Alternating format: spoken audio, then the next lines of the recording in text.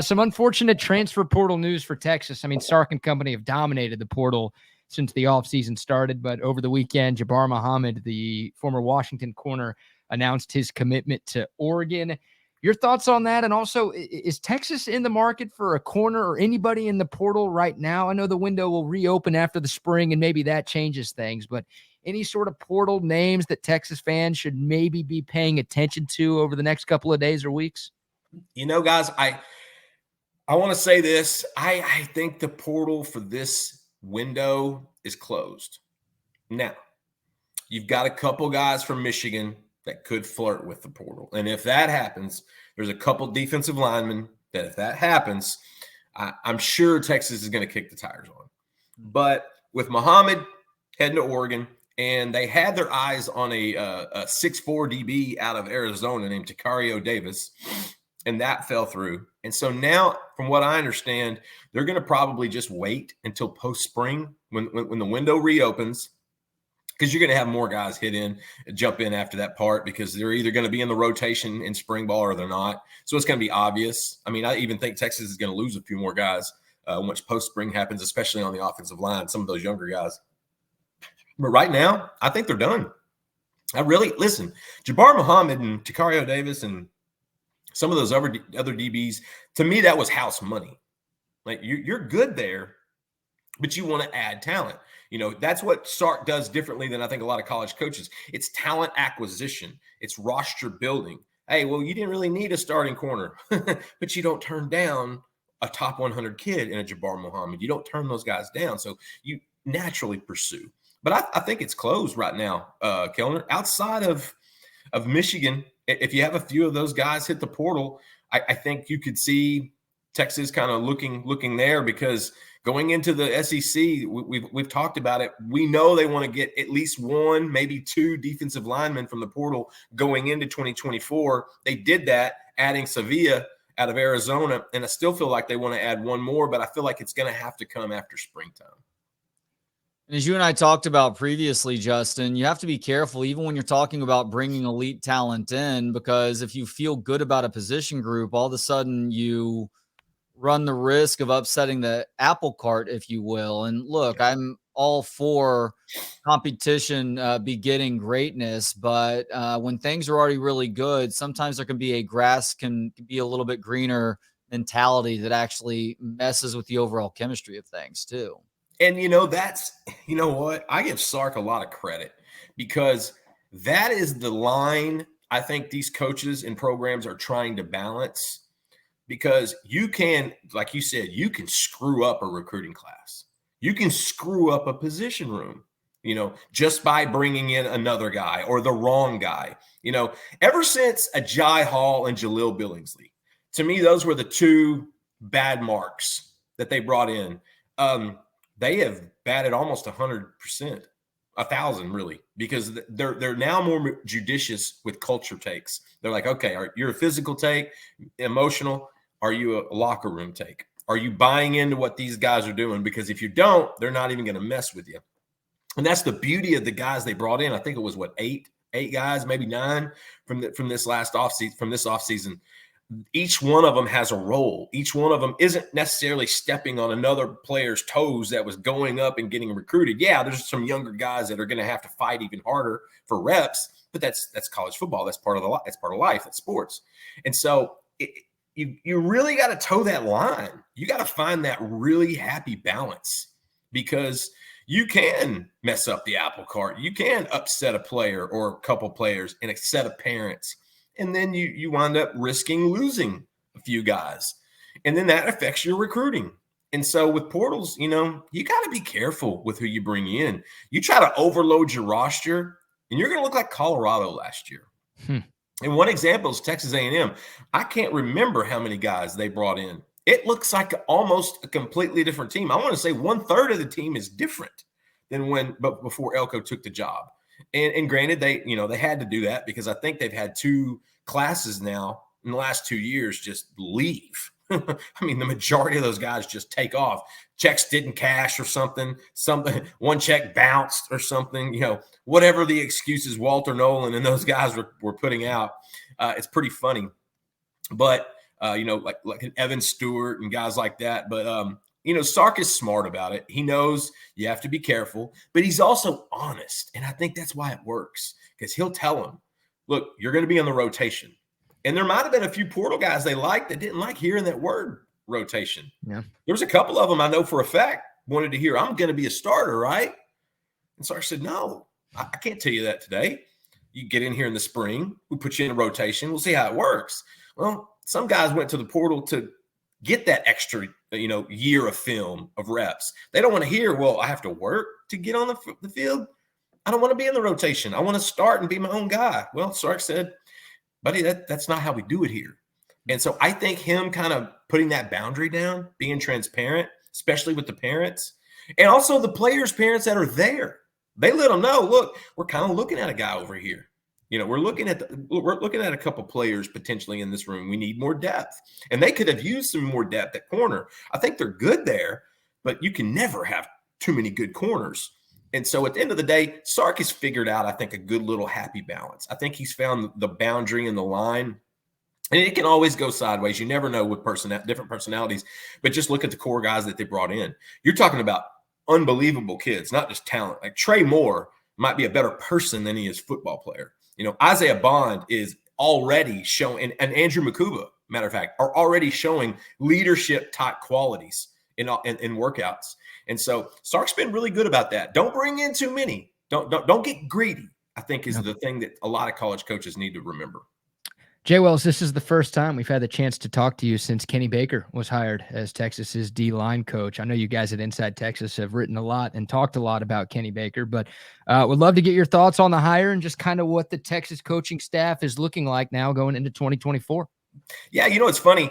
Sark did a pretty good job assembling that first coaching staff. He did a lot better than Charlie Strong and Tom Herman did. Like he took it. He literally went out and got the best he could get. And that's what you're supposed to do when you get to head football coaching job at Texas. And what I've noticed is when guys move on to bigger, better things, he brings in younger coaches. And I think he's doing that for a reason. Bo Davis did a lot of good for Texas. Multiple times, multiple stops, a lot of good.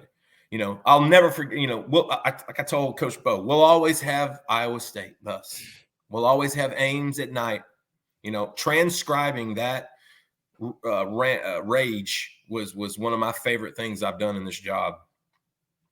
But Bo was a little older, and I don't know how much Bo really enjoys recruiting. And Sark's not about that. Sark wants somebody young, who's energetic, who wants to prove themselves. Bo has nothing to prove. Kenny Baker does. Kenny Baker wants to climb that coaching ladder. That's why he went from a Western Kentucky to the NFL. That's why he worked for a Vic Fangio, which if you talk to any coaches about this hire, that you name that guy and you automatically check a box. And it's like, that's exactly who you'd want him to come from. Yeah. I believe he's the new defensive coordinator for the Eagles now. And so Kenny Baker, from what I understand, I talked to a couple players at Miami who actually were former Longhorns. And I just asked him, what's he like? And they said, well, we didn't necessarily work with him in his room. He said, but he's not a holler guy. He wasn't a screamer or a holler. He said he was more of kind of a hands-on type of guy, more of a teacher and more of a motivator in that kind of sense. I think Kenny Baker is very well known actually in the South region, specifically Georgia, Florida, the capital of the South, Atlanta. Now he gets to go in those high schools with Texas on one side and SEC on the other. And that's going to give him instant credibility. And he's young, like I said. And so he's got something to prove. He doesn't have all those skins on the wall like Bo Davis does. Kenny Baker needs to prove that. And when you're hiring somebody, that's a good data point. That's a good marker. Hey, what has he done? Oh, he hasn't done much. That means he has a lot to prove. And so I think with Kenny Baker, it's going to be kind of a mixture of that. The linemen will get used to it. They'll get adapted to it. I was talking to a defensive lineman this morning, as a matter of fact, got a story up at Inside Texas about it. One of the national guys out of Nashville, Tennessee, and he told me, I'm ready to meet this guy. Like, I've been talking to Sark since Coach Bo left, and now I'm ready to meet this guy. And so I think there's a little bit of eagerness there. And so the truth is, we didn't know a lot about Kenny Baker before this hire. I certainly didn't. We had all this stuff prepared for Roderick Wright. We thought that was going to be the move, but But Mr. Wright decided I don't think he's the biggest fan of recruiting at this stage. And when you're in the NFL, you don't have to mess with it. Kenny Baker does. He wants to do that. He wants to kind of build up that reputation. And I think that's what you're going to see is a young, eager guy. That's kind of been the MO of these new hires that he's brought in, whether it be Johnny Nansen, or not so much Nansen, but Tashard Choice and Chris Jackson. Kind of these guys that, you didn't necessarily expect all of a sudden, but they're young, they're energetic. And with this generation of college football athletes, I think those guys actually do a better job because they relate to this younger core so much better. It's 2 steps forward and 1 step back for the Texas basketball program. Couple nice wins over Baylor and Oklahoma, and then they lay an egg at BYU on Saturday. They need to have a short memory, though, with number 4 Houston coming to town tonight for a big Monday game that's 8 o'clock on ESPN. Where are you with Rodney Terry's bunch right now, Justin? Yeah. I was okay. I was okay with this group until Rodney Terry made a big deal after Central Florida. And now, man, I'm not a fan. I don't care what they look like now, because I think Terry literally opened up a can of crap that allowed every opponent Texas plays for the rest of their life to abuse and to have fun and to make fun. And to me, I thought it was almost a dead subject. I thought it was almost something that most people understood. Texas fans don't care about Horns Down. They don't. They really don't. And then Terry, damn it, just ran his mouth about nothing. And so you better win a lot when you put your team in that position. You put your school in that position, not just your team. That was a black eye for the school. So you better win. You better win big. And then this conference, 1st through, I think, 9th, are all within a game or 2 of each other. That's ridiculous. It is brutal. The Big 12 is brutal. And wait till Arizona comes next year. Like, this Big 12 is big-time basketball. That being said, I think Texas can basically go 500 in conference, maybe a little bit better, and still get into the national tournament. The inconsistency, though, I mean, we saw that with Terry before. They get up for the big games. Baylor was huge. Oklahoma, that's a rivalry game. Guys are going to be ready. Then you look bad against a pretty average BYU team that shot the ball really well, but maybe you need to get out on the shooter a little quicker. Maybe you need to rotate your help side a little bit quicker when you're giving up those kind of shots. And so I'm indifferent on basketball now, guys. Like, I was a little more into it before Central Florida, but when Terry did that made me think, why are you worrying about that and you're not worrying about what you're doing wrong on the floor? Why are you worrying about that crap when you need to fix some issues on offense and defense? Defense especially. Why are you worrying about nothing when you got something you need to fix? And so for basketball, I'm indifferent right now, guys. I'd like to pull for – I think Coach Terry is a great man. I really do. But ever since Central Florida, I've had a sour taste in my mouth. I think other Texas fans have as well. And it's at a point where they have to win, because if they don't, it's just going to pile up.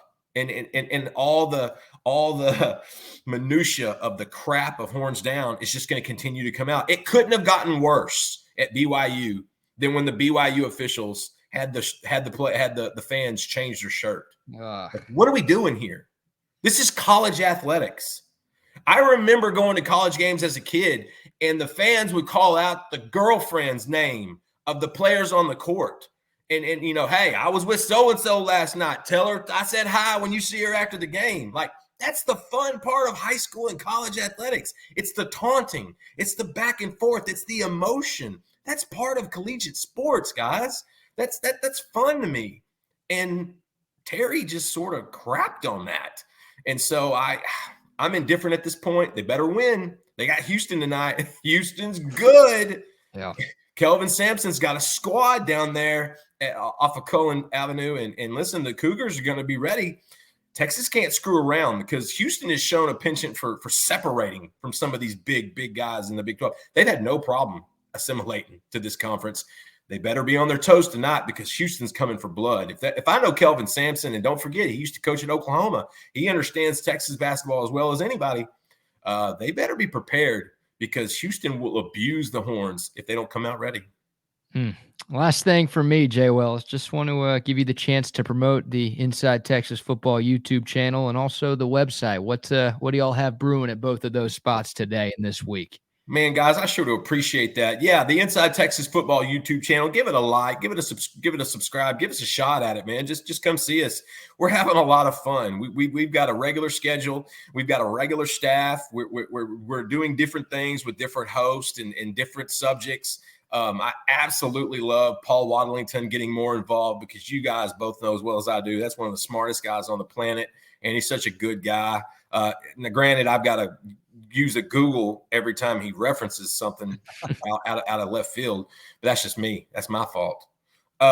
Drew Kelson is killing it with his angles on recruiting and coaching changes and different schemes. And so it's just been so much fun. It really has. So please just give us a shot at it. Like and subscribe at Inside Texas Football YouTube channel and come see us at InsideTexas.com.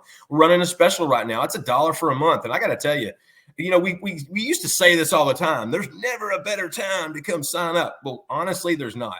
Texas is riding a lot of good momentum coming off this 2023 season, Big 12 title, college football appearance, almost made it to the national championship game. They've got a great recruiting class. The foundation for 2025 is already looking great. Not to mention 80% of the 2024 cycle is on campus already. That's no longer a trend, gentlemen. That's the standard. If you want to play at Texas, more than likely, you're going to need to skip half your senior year because Sark has a standard. He wants self-motivated, self-possessed, self-controlled guys with time management skills and being bought in early. He wants those guys. And so there's really not a better time. Let us earn your business. Come hang out with us at InsideTexas.com. It's a great time. I know Trey and Kellner are on there with the F5 on a regular basis. I love seeing it. I love you too. And I love what you guys are doing here with Texas Sports Unfiltered.